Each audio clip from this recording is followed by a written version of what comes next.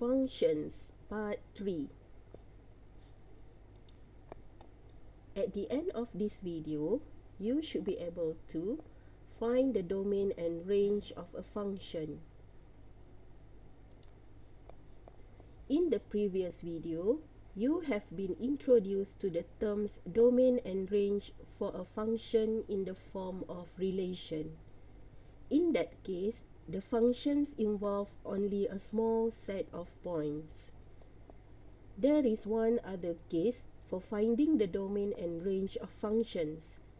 In this case, you will be given a function and will be asked to find the domain and maybe the range too. Therefore, let us recall the definitions of domain and range. The domain of a function f of x is the set of all values of x for which the function is defined. And the range of the function is the set of all values that f or y takes. Another way to identify the domain and range of functions is by using graphs. Because the domain refers to the set of possible input values, the domain of a graph consists of all the input values shown on the x-axis. The range is the set of possible output values which are shown on the y-axis. Keep in mind that if the graph continues beyond the portion of the graph we can see, the domain and range may be greater than the visible values. Now, look at the given example. We can observe that the graph extends horizontally from -5 to the right without bound. So, the domain is -5 to infinity. The vertical extent of the graph is all range values 5 and below.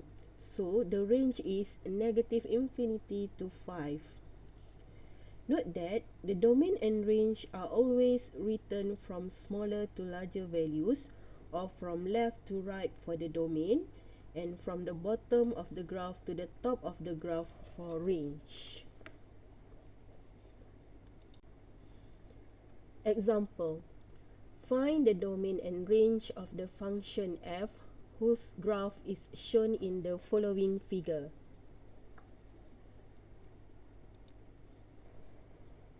We can observe that the horizontal extent of the graph is -3 to 1. So the domain of f is -3 to 1. The vertical extent of the graph is 0 to -4. So the range is -4, 0.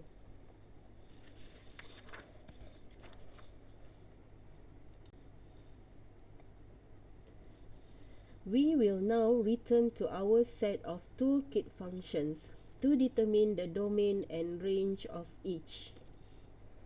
For the constant function f(x) equals to c, the domain consists of all real numbers.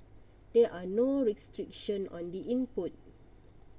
The only output value is the constant c, so the range is the set c that contains this single element. In interval notation, this is written as CC, the interval that both begins and ends with C. For the identity function f(x) equals to x, there is no restriction on x. Both the domain and range are the set of all real numbers.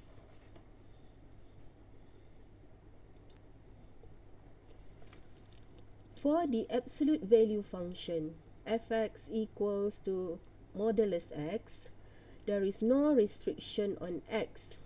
However, because absolute value is defined as a distance from 0, the output can only be greater than or equal to 0.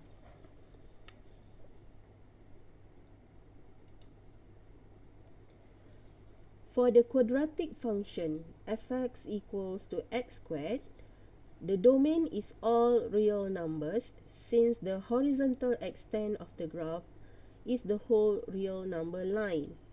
Because the graph does not include any negative values for the range is only non-negative real numbers. For the cubic function f(x) equals to x cubed, the domain is all real numbers because the horizontal extent of the graph is the whole real number line. The same applies to the vertical extent of the graph. So, the domain and range include all real numbers. For the reciprocal function f(x) equals to 1 over x, we cannot divide by 0, so we must exclude 0 from the domain. Further, 1 divided by any value can never be 0, so the range also will not include 0. In Self-Builder notation, we could also write the set of all real numbers that are not 0.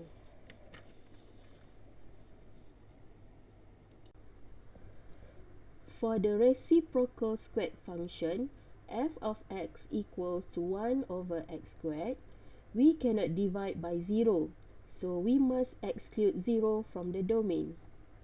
There is also no x that can give an output of 0, so 0 is excluded from the range as well. Note that the output of this function is always positive due to the square in the denominator, so the range includes only positive numbers.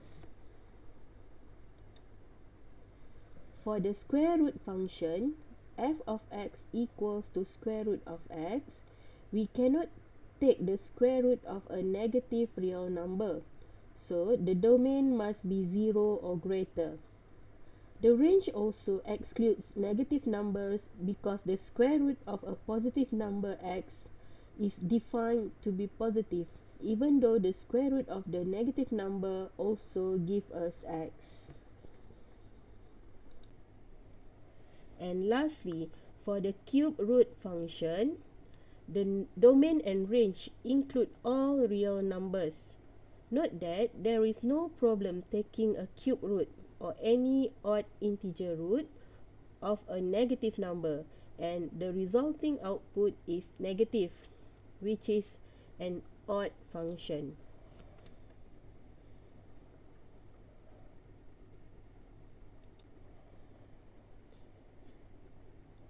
Now, let's look at the procedure to determine the domain and range.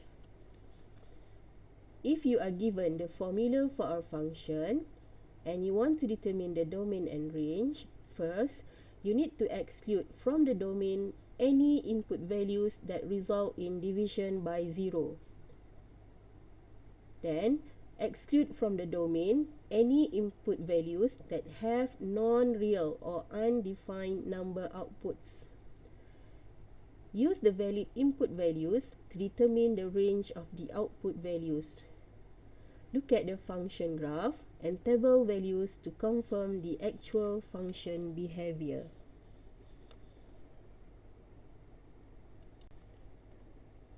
Example: find the domain and range of the function f of x equals to 2x cubed minus x using toolkit functions.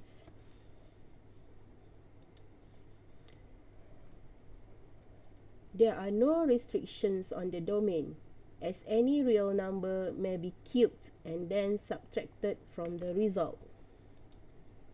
Therefore, the domain is any real number and the range is also any real numbers.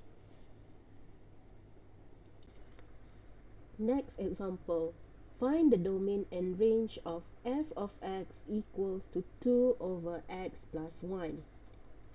We cannot evaluate the function at -1 because division by 0 is undefined.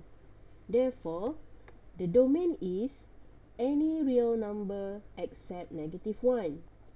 Because the function is never 0, we exclude 0 from the range. Therefore, the range is any real numbers except 0. Next example, find the domain and range of f of x equals to 2 times square root of x plus 4. We cannot take the square root of a negative number, so the value inside the radical must be non-negative. Therefore, the domain of function f is negative 4 to infinity. Now, to find the range, we know that f of negative 4 is equals to 0 and the function value increases as x increases without any upper limit. So, we conclude that the range of f is 0 to infinity.